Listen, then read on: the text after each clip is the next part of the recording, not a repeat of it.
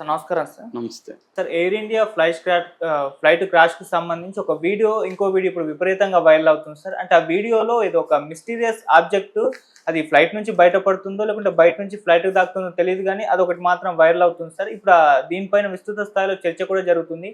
ఏంటా ఆబ్జెక్టు? మరి దీనికి వెనకాల ఏమన్నా కుట్ర కోణం ఉందా అని చెప్పేసి. మొదట దీన్ని పక్షి అనుకున్నారు గానీ, ఆ వీడియో ఇంకో యాంగిల్‌లో చూస్తే అది పక్షి కాదని కూడా తేలిపోతుంది. మరేంటా ఆబ్జెక్ట్? ఆ వీడియో ఎవరు తీశారు? దీనికి సంబంధించి ఎటువంటి ఇన్ఫర్మేషన్? మన బోయింగ్ 787 హైపన్ 8 డ్రీమ్ లైనర్, తర్వాత ఎయిర్ ఇండియా 171 ఈ ఫ్లైట్.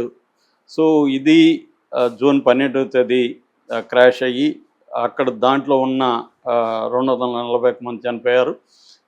ఒక్క రమేష్ విశ్వరూప్, అతను లండన్ సిటిజన్, 40 ఏళ్ళు, అతను ఒక్కడే బతికాడు. 11A seat. సో ఇప్పుడు ఈ ప్రమాదం ఎలా జరిగిందనే దాని మీద మొత్తం ప్రపంచవ్యాప్తంగా రకరకాల థియరీలు వస్తున్నాయి. ఎందుకంటే బోయింగ్ అనేది కంపెనీ అమెరికన్ది, ఎయిర్ ఇండియా ఇది ఇంటర్నేషనల్ ఫ్లైటు. ఇందులో 53 మంది బ్రిటిష్ వాళ్ళు, 7 మంది పోర్చుగీస్ వాళ్ళు, కెనడియన్ చనిపోయారు. సో అందువల్ల ప్రపంచవ్యాప్తంగా కూడా ఇప్పుడు దీని మీద దృష్టి పెట్టారు. ప్రపంచవ్యాప్తంగా ఉన్న ఏవియేషన్ ఎక్స్పర్ట్లందరూ కూడా దీని మీద పెట్టారు. అలాగే మన గవర్నమెంట్ కూడా దీని మీద విచారణకు ఆదేశించింది. అమెరికన్ ఏజెన్సీ, తర్వాత ఇంగ్లాండ్ ఏజెన్సీ, ఇండియాకు సంబంధించిన 2 ఏజెన్సీలు ఇప్పటి వరకు దీన్ని విచారణలోకి దిగాయి. ఆల్రెడీ బ్లాక్ బాక్స్ ఒకటి దొరికింది. అట్లాగే కాక్పిట్ వాయిస్ రికార్డర్ కూడా దొరికిందని చెప్తున్నారు. ఈ రెండింటినీ కూడా ఢిల్లీ ల్యాబొరేటరీలో అనలైజ్ చేస్తున్నారు. అలాగే వీడియో ఫుటేజ్ని అసలు ఈ ఫ్లైటు 23వ రన్వే నుంచి లేచి 625 అడుగుల ఎత్తులేకెళ్ళి అక్కడి నుంచి కిందికి వచ్చి బీజే మెడికల్ కాలేజీ హాస్టల్ మీద అది కుప్పకూలడం, ఈ ఫుటేజ్ అంతా కూడా ఇవాళ పదే పరిశీలిస్తున్నారు. ఈ క్రమంలో అక్కడ కూలుతున్నప్పుడు ఒక కొత్త ఫుటేజ్ ఒకటి బయటకు వచ్చింది. అది ఎవరు తీశారు, వాళ్ళకి అది కూలుతుందని ముందే తెలుసా, లేకపోతే అక్కడ కూడా ఏమన్నా కుట్రకోణం ఉందా, లేదు జనరల్గానే ఆ దగ్గరలో ఫ్లైట్ కిందికి వచ్చినప్పుడు కొంతమంది కిందికి వెళ్తుంది కదా ఫ్లైట్ అని వీడియోలు తీసేవాళ్ళు కూడా ఉంటారు, అలాగే ఏమన్నా తీసారా అన్నది ఒక ప్రశ్న. అయితే రెండో ప్రశ్న, అక్కడ దగ్గరలో ఒక ఆబ్జెక్టు అనేది అది మరి ఫ్లైట్ నుంచి బయటికి వెళ్తుందా, ఫ్లైట్కి వచ్చి కొడుతుందా అనేది క్లియర్గా లేదు. ఫ్లైట్ నుంచి కొంచెం దూరంలో ఆ మిస్టీరియస్ ఆబ్జెక్ట్ అయితే ఒకటి కనిపిస్తుంది. మొదట్లో అది పక్షి అనుకున్నారు. ఎందుకంటే గుజరాత్లో 5 ఏళ్లలో దాదాపు 542 పక్షి యాక్సిడెంట్లు గుజరాత్లో ఉండే ఎయిర్పోర్ట్లలో జరిగాయి. ఇది కూడా వెరీ ఫేమస్ అనమాట. అహ్మదాబాద్ సర్దార్ వల్లభాయ్ పటేల్ ఇంటర్నేషనల్ ఎయిర్పోర్ట్ కూడా ఈ పక్షులకి వెరీ ఫేమస్.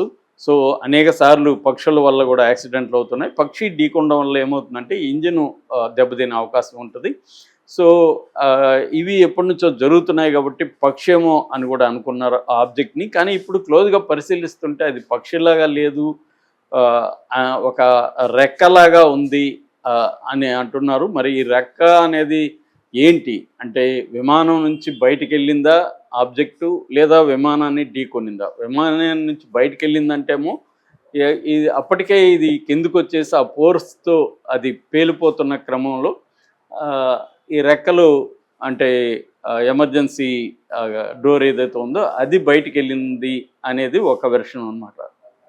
అట్లా కాకుండా ఫ్లాప్స్ అంటారు. ఫ్లాప్స్ అంటే విమాన వింగ్స్ ఉంటాయి కదా, వింగ్స్ దగ్గరలో ఉంటుంది, వింగ్స్కి ఆనుకొని ఆ ఫ్లాప్ అంటారు దాన్ని. ఈ అట్లాగే మామూలుగా ఒక వింగ్లో ల్యాండ్ గియరు, తర్వాత ఫ్లాపు ఇలాంటివి ఉంటాయన్నమాట. ఇది అవుట్ సైడ్ ఎడ్జిలో ఈ ఫ్లాప్ ఉంటుంది. సో ఇది ఆ ఫ్లాపు, డ్రాగు, థ్రస్ట్ ఈ 3 వెరీ ఇంపార్టెంట్ అనమాట. లేసేటప్పుడు ఫ్లాప్ చాలా ఇంపార్టెంట్. సో అది వీక్ అవ్వడం వల్ల, అది సరిగా కాన్ఫిగర్ అవ్వకపోవడం వల్ల అది ఎగిరిపడిందా అనే ఒక వెర్షన్ అయితే, రెండోది ఈ రమేష్ విశ్వరూప్ కూర్చొనున్న 11A సీటుకి దగ్గరలోనే ఎమర్జెన్సీ ఇది ఉంది, అది బయటికి వెళ్ళింది. ఈవెన్ రమేష్ విశ్వరూప్ కూడా మోడీ గారితో మాట్లాడాడు. అలాగే దూరదర్శన్తో కూడా ఆయన ఫస్ట్ బెడ్ మీద పడుకొని ఫస్ట్ ఇంటర్వ్యూ ఇచ్చాడు. దాంట్లో కూడా ఆయన క్లియర్గా ఏం చెప్తున్నాడంటే నేను చాలామంది అంటున్నారు నేను దూకేశానని. నేను దూకలేదు. నా సీటు విత్ బెల్ట్ కూడా వేసుకొని ఉన్నాను కాబట్టి నా సీటుతో పాటు నేను కూడా పక్కకి ఎగిరి పడ్డాను. మిగతా వాళ్ళు కూడా అలా పడ్డారు, కానీ వాళ్ళు వాళ్ళ మీద మంటలు కూడా వ్యాపించడం వాళ్ళు కాలిపోయారు. నేను పడిన వైపుగా మంట రాలేదు, అందుకని నేను సేవ్ అయినా. నాకు కొద్దిగా గాయాలైతే తగిలాయి, కానీ నేను సేవ్ అయినా అన్నారు. ఇప్పుడు ఆ వీడియో కూడా విచిత్రంగా ఉంది. అతను సెల్ ఫోన్ కూడా అతని చేతిలో పెట్టుకొని నడుస్తున్నాడు. అతను అసలు ఈ విమానం నుంచి ప్రయాణం ఎక్కడైనా డౌట్ అయితే అందరికీ వస్తుంది, అలాగే నడుస్తున్నాడు అతను.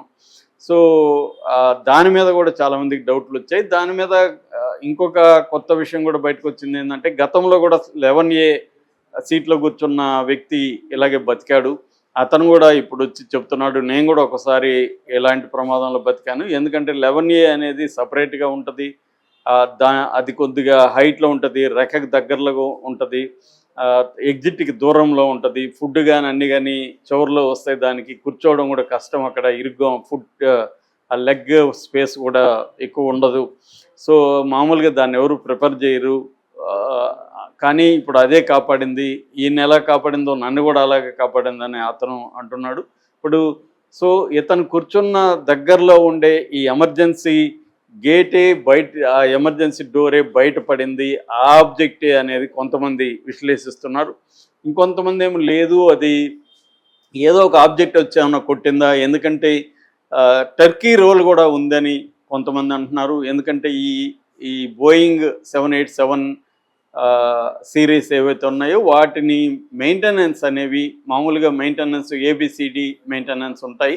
CD మెయింటెనెన్స్ అంటే చాలా ఇంపార్టెంట్, హై మెయింటెనెన్స్ అంటారు వాటిని. ఈ హై మెయింటెనెన్స్ని టర్కీ కంపెనీకి ఇచ్చారు. సో వాళ్ళ ఏదైనా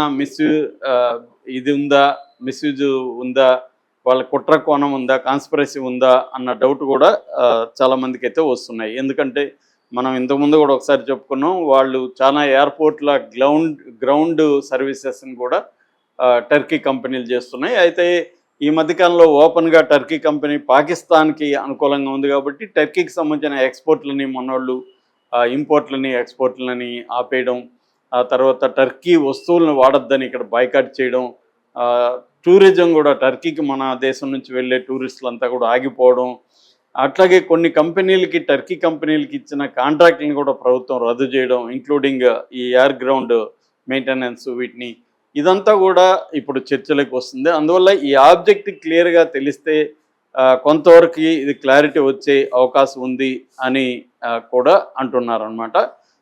ఏదేమైనా దీని మీద ఇప్పుడు అదానీ కంపెనీ కూడా రంగంలోకి దిగి పరిశీలిస్తుందని చెప్తున్నారు. ఎందుకంటే ఈ ఎయిర్పోర్టు అదానీ కంట్రోల్లో ఉంటుంది. వాళ్ళది అదానీ ఎయిర్పోర్ట్ హోల్డింగ్స్ లిమిటెడ్ అని AAHL అంటారు ఆ కంపెనీ.